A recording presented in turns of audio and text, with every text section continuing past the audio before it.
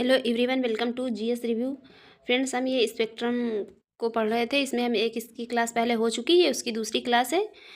इसमें हम ये जो मुगल साम्राज्य था उसके पतन को देख चुके हैं। इसमें हम शुरू करेंगे यहाँ पर स्वतंत्र जो क्षेत्रीय राज्यों का उदय हुआ था।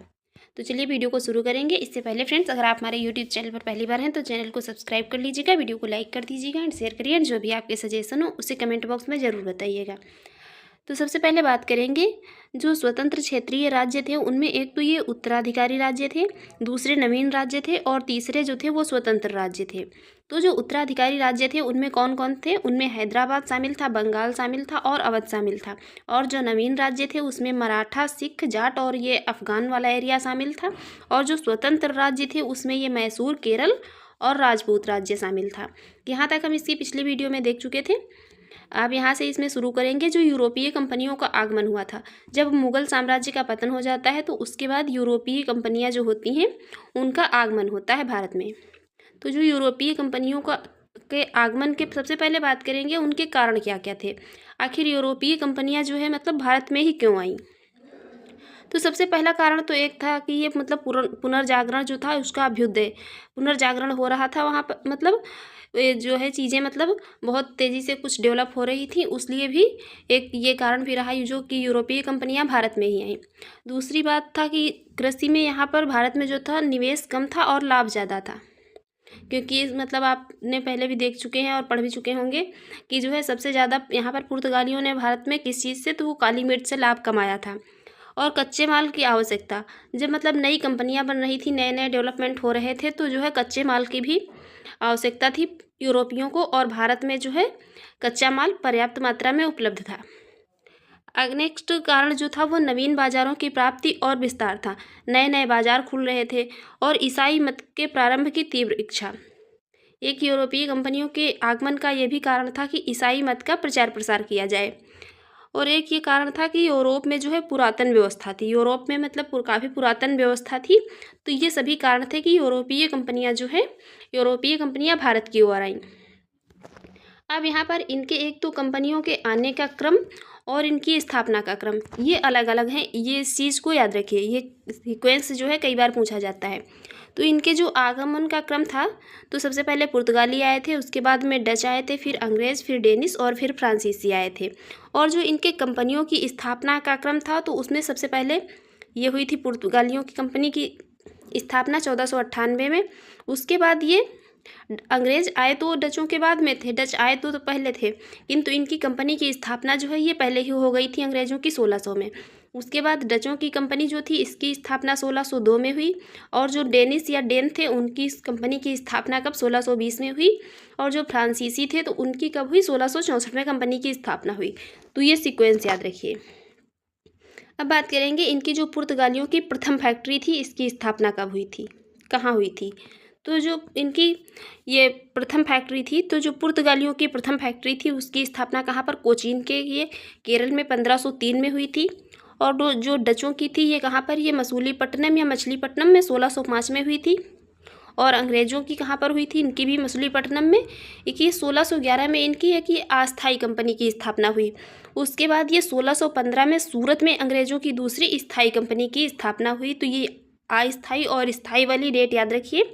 ये अस्थायी कंपनी की स्थापना भी कई बार पूछा जाता है कि अंग्रेज़ जो थे तो इनकी अस्थायी कंपनी की स्थापना कहाँ हुई थी, तो ये मछलीपट्टनम में और 1611 में हुई थी। और जो स्थायी कंपनी थी इनकी वो कब हुई थी, तो ये 1615 में हुई थी। कहाँ पर, सूरत में।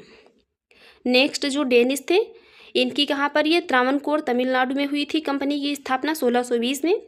और फ्रांसीसी जो थे इनकी कंपनी की स्थापना सूरत में हुई थी, ये 1668 में हुई थी। तो ये इनकी प्रथम फैक्ट्री थी।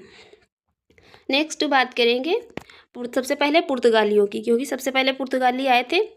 तो इसमें जो सबसे पहले आने वाला पुर्तगाली कौन था, वो था बार्थोलोम्यो डियाज। ये बार्थोलोम्यो डियाज जो था ये मतलब ये केप ऑफ गुड होप के रास्ते, ये जो उत्तर महाद्वीप है यहाँ तक पहुँचा था।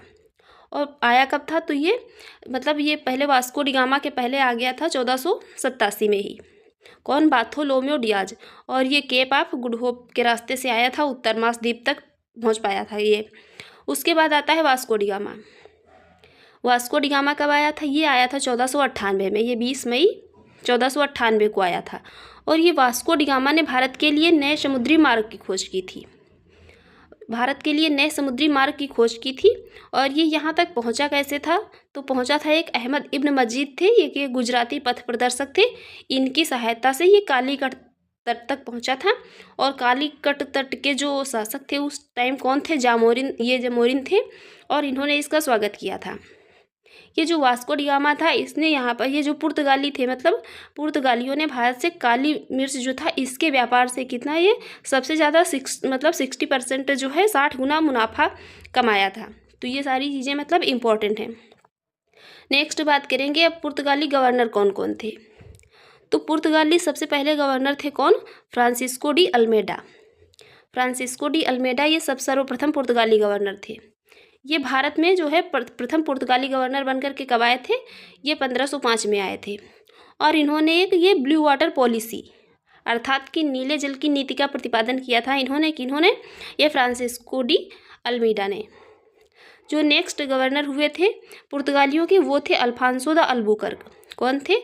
Alfonso de Albuquerque. और इन्हीं के समय में ये स्क्वाड्रन कमांडर के रूप में, ये अल्फांसो द अल्बुकर्क जो थे, तो ये स्क्वाड्रन कमांडर के रूप में आए थे भारत में। कब आए थे? 1505 में आए थे। और ये द्वितीय गवर्नर बनकर के कब आए थे? द्वितीय गवर्नर बनकर के 1509 में आए थे।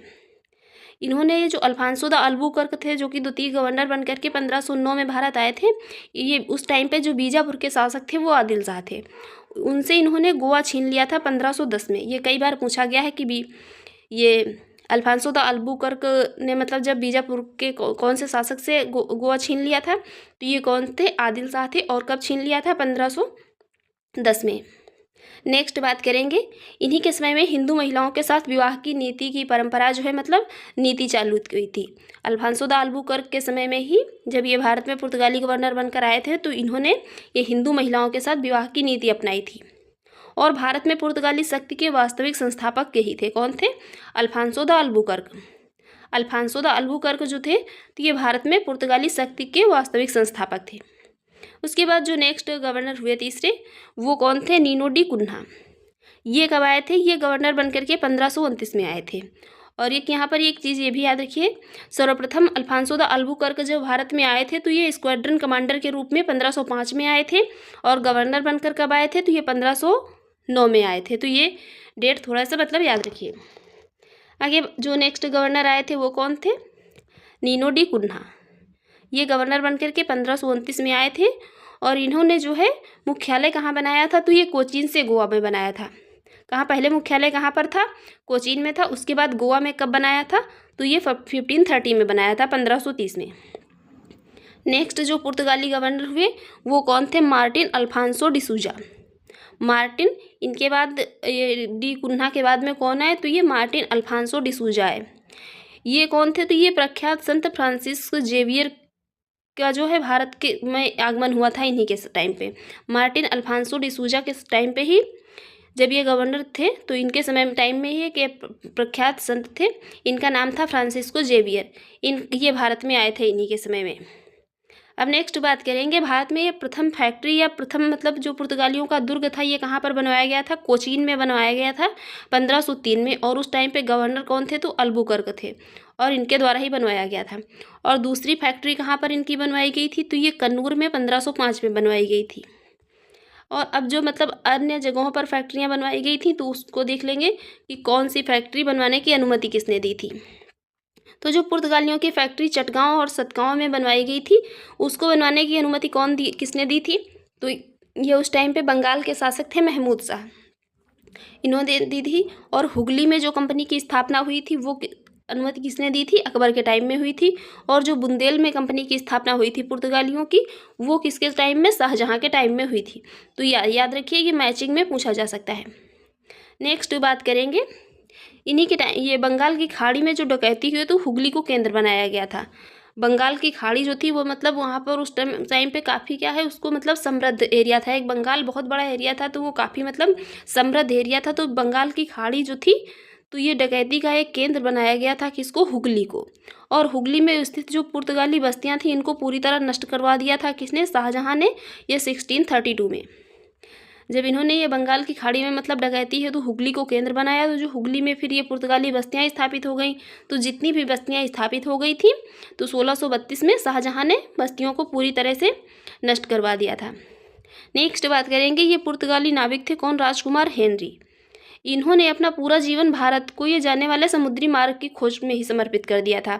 ये जो राजकुमार हेनरी थे ये एक पुर्तगाली नाविक थे और इन्होंने अपना संपूर्ण जीवन ये भारत को जाने वाला जो समुद्री मार्ग था इसकी खोज में ही समर्पित कर दिया था।